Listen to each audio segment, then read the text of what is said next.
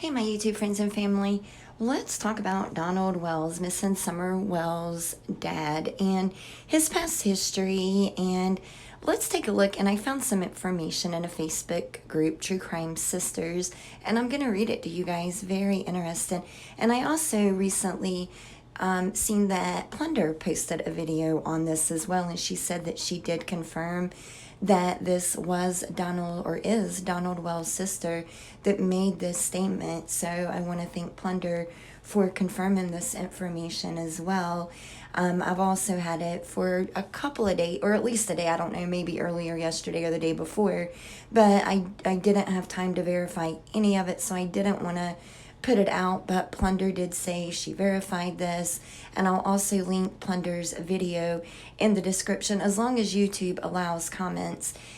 Here lately they've been turning off a lot of comments on my Summer Wells videos, but let's take a look at Don's past history and a little bit about Candace, but this is more about Donald Wells.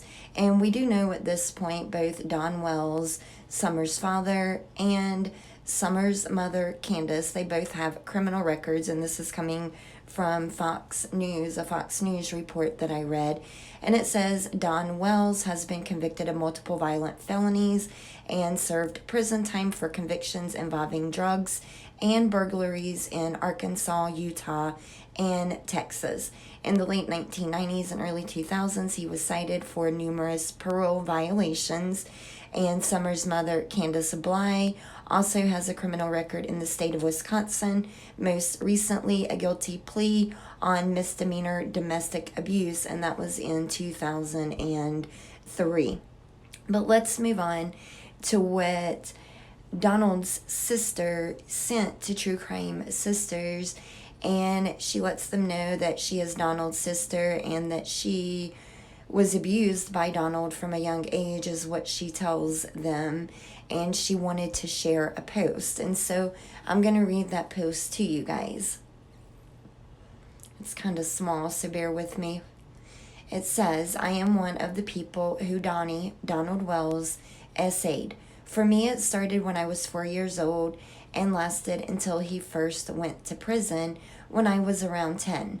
My daughter, and I'm not going to read that last name, and I'm going to end up marking this out, but my daughter has made a few posts about this and is now getting backlash, and was told by the patriarch of the family that she is no longer allowed to be in or a part of the family for dragging his name through the mud.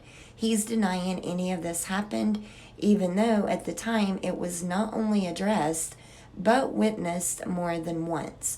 A lot of you ask questions like, if this happened, then why isn't he in jail? Why wasn't he arrested?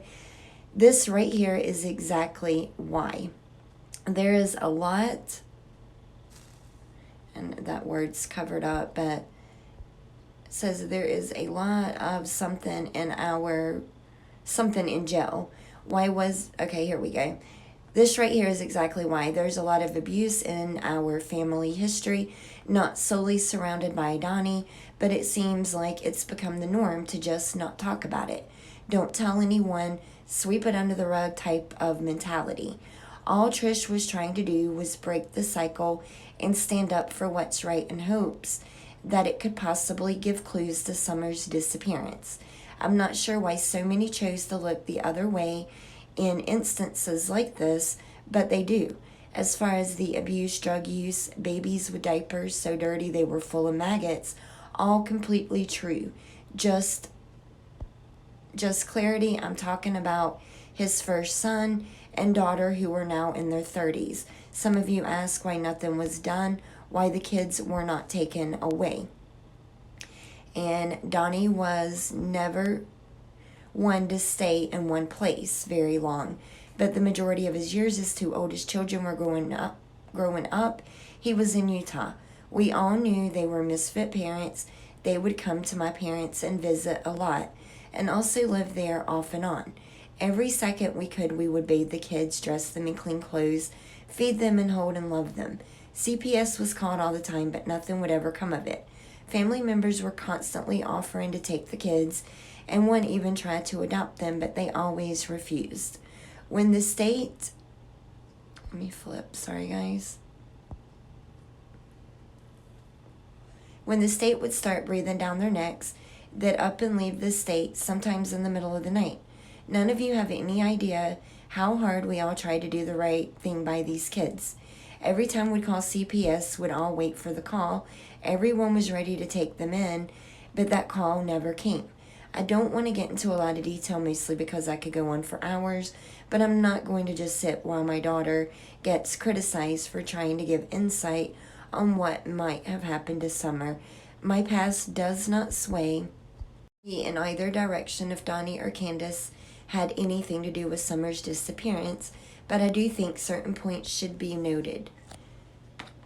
And Donnie, if you want to confront me directly, then bring it on. You know the things you did to me, the secret motorcycle rides down the railroad tracks, the dare games you'd play, the if you don't want me to die, don't tell anyone comments, coming into my room every single night, and 7-year-old me trying to force on as many pairs of pants that I could to deter you before I went to bed. The apology you gave me while you were in Utah recently and this past week, calling Dad lying and trying to get sympathy from a heartbroken, fragile man with Alzheimer's, so pathetic. I hope and pray this baby girl is found safe and sound. She deserves a chance for a better life. We all love her so much, or we all love you so much, Summer Wells. You can post this openly. Also, thank you so much. And that's what she wrote again to True Crime Sisters. And if the comments are open, let me know what you guys think. You know, I think a lot of you have spoke about this, suspected it. But let me know in the comments. And as always, thank you all for watching.